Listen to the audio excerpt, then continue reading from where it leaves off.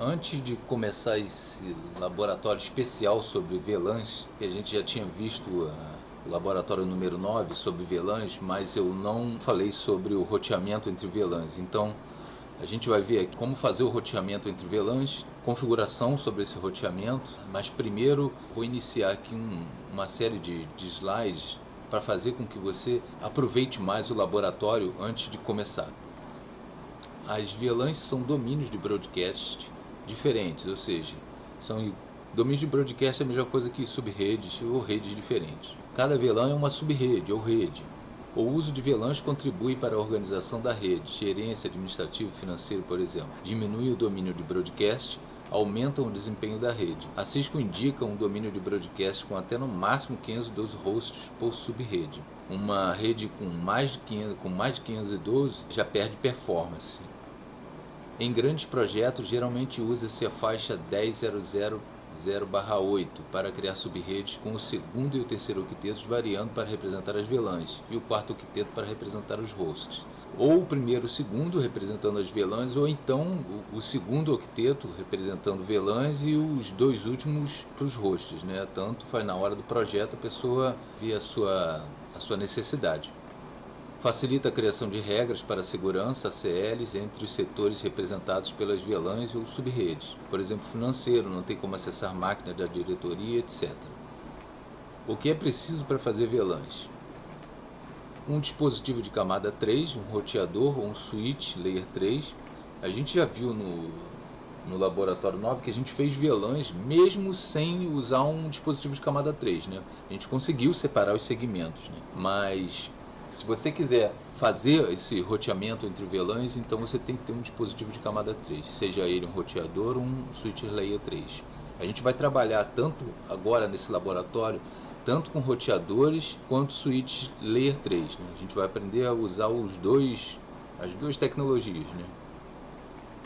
Switch com host, né? A gente teria no nível acima o roteador e o switch L3 e no nível abaixo, né, o switch de acesso, um switch L2 que dá acesso aos hosts. E um link trunk ou link de acesso entre o switch e o dispositivo de camada 3. A gente também vai ver, a gente vai trabalhar tanto o roteador quanto o switch layer 3 usando um link trunk e links de acesso separado. Uso do protocolo aberto .1q para marcação dos frames. Antes era usado o ISL, que é um protocolo proprietário da Cisco, mas foi descontinuado. Protocolo antigo, né, que a Cisco não usa mais, era proprietária da Cisco, mas o mercado foi adotando o .1q, que é um protocolo aberto. Roteamento entre VLANs pode ser feito utilizando um switch L3, que a gente viu, onde se usa SVIs, ou seja, como o switch ele não tem interfaces, né, de roteamento, né, a gente vai criar umas chamadas SVIs, que são interfaces virtuais comutadas, que podem ser usadas como se fossem interfaces de roteador. No switch L3 devemos dar IP às VLANs e habilitar o roteamento, a gente vai ver isso também.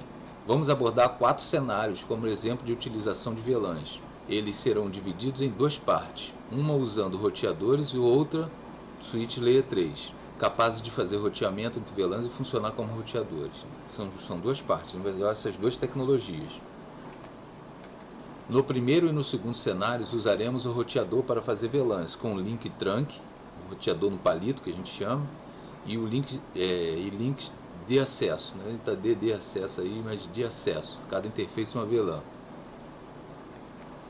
No terceiro e no quarto cenários, usaremos um switch layer 3 para fazer VLANs com o link trunk. Como no outro é um roteador no palito, eu chamo esse de switch L3 no palito. E links de acesso, cada interface uma VLAN. A gente vai usar os 2 cenários para cada um dos dispositivos. Bom, aí está o símbolo do roteador, esse símbolo, né? E o do switch L3, né? Tem uns que colocam só essa estrelinha lá embaixo e outros e não colocam aquelas 2 setas ali de direções contrárias, né? Então vamos dar uma olhada aqui nesse primeiro cenário. A gente usa um link trunk, está ali simbolizado ali por essas 3 listas aí de cores diferentes, verde, laranja e púrpura, né? Ou seja, a gente vai pegar uma interface dela, vai transformar numa trunk com o uso de subinterfaces, representando um segmento da rede. E lá no switch a gente vai habilitar, vai pegar uma porta do switch, no caso aqui a F01, e vai habilitar ela como trunk. Esse é um dos cenários que a gente vai fazer usando o roteador. Aqui a configuração do roteador. Se você quiser pode dar uma olhadinha, a gente vai ver isso daí também na prática. São a criação das subinterfaces do roteador. Então no switch L2 a gente vai criar as VLANs, vai criar vai dar um IP para VLAN de gerenciamento, né, que você está vendo aí, como se faz. Vai configurar o IP Gateway da rede de gerenciamento, se você quiser dar uma paradinha depois, mas a gente vai ver isso daí também, só para você ter uma base, ou então dar uma relembrada, mas resume-se a isso, né? A criação de VLANs, IP de gerenciamento no switch L2, IP do Gateway da rede de gerenciamento. Bom, continuando com a configuração do L2, a gente vai no roteador no palito, né? A gente vai habilitar a criação do link trunk, né?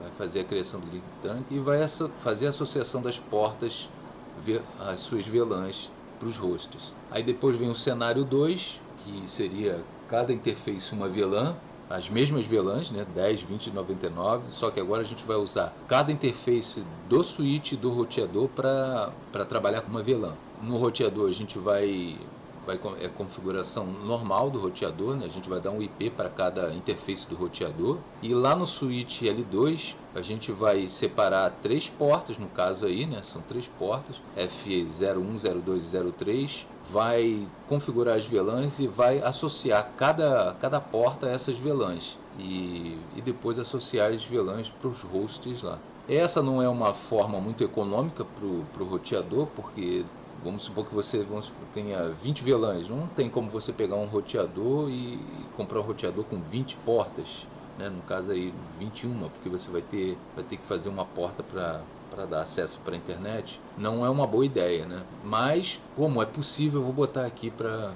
vocês darem uma olhada. Agora, se você tiver umas 2 ou 3 VLANs, de repente tem roteadores que tem bastante portas, né? E dá para você fazer isso aí. A configuração do roteador está aqui. É muito simples, você vai dar um IP para cada interface. E do switch L2 você vai criar as VLANs, depois vai botar um IP de gerenciamento, vai configurar o Default Gateway do switch. Vai continuar agora fazendo a associação das portas, junto com a associação das portas do roteador, né? Ou seja, portas de acesso com o roteador.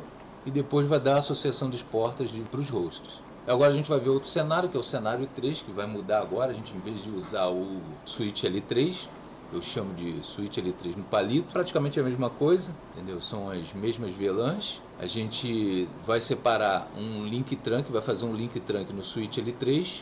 A gente vai trabalhar agora com SVIs, né? São interfaces virtuais que a gente vai criar no switch L3, né? Cada SVI está associada a um segmento de VLAN, né? No caso aí a VLAN 10 vai dar um IP para o segmento, para VLAN 10, que é o segmento 10.00.10.1 e assim por diante. Tá, a configuração, a gente vai habilitar o roteamento entre VLANs, vai criar essas VLANs. É importante dizer que as VLANs elas devem ser criadas em todos os dispositivos. Depois a gente vai ver o VTP, o serviço da Cisco, né? Para evitar você criar essas VLANs em todos os dispositivos, né? Então ele vai espalhar essas VLANs para todos os dispositivos. Basta que você crie VLANs em um só dispositivo e ele automaticamente espalha essas VLANs para os outros dispositivos. Depois a gente vai ver direitinho, entendeu? Então basicamente essa aí é habilitar o roteamento entre VLANs, criar as VLANs no switch L3, fazer do link trunk, criação das SVIs, né? E no switch L2 é a mesma coisa, a gente vai criar as VLANs, todas as mesmas VLANs, né? Vai dar um IP de VLAN de gerenciamento, a mesma coisa, IP Gateway de gerenciamento, tá? Referenciamento ali, mas é gerenciamento. Vai criar um link trunk, vai associar as portas às VLANs, e agora a gente vai usar o cenário 4, que a gente vai criar o switch L3, cada interface uma VLAN. Da mesma forma que, então são 4 cenários aí, esse é o último cenário. É a mesma coisa, a gente vai ter lá as VLANs no L3, vai ter as VLANs no L2, vai associar cada porta do switch L3 e do switch L2 às VLANs, vai criar os SVIs, né? Vai habilitar o roteamento, criação das VLANs, associação das portas de acesso às VLANs, né? A gente vai associar cada porta lá de acesso às VLANs. vai fazer a criação das SVIs que a gente tem que criar. E no switch L2 vai criar as VLANs, o IP de gerenciamento, né? Vai criar na VLAN 99, que é a nossa VLAN de gerenciamento. Vai dar um gateway para a rede de gerenciamento, para poder sair.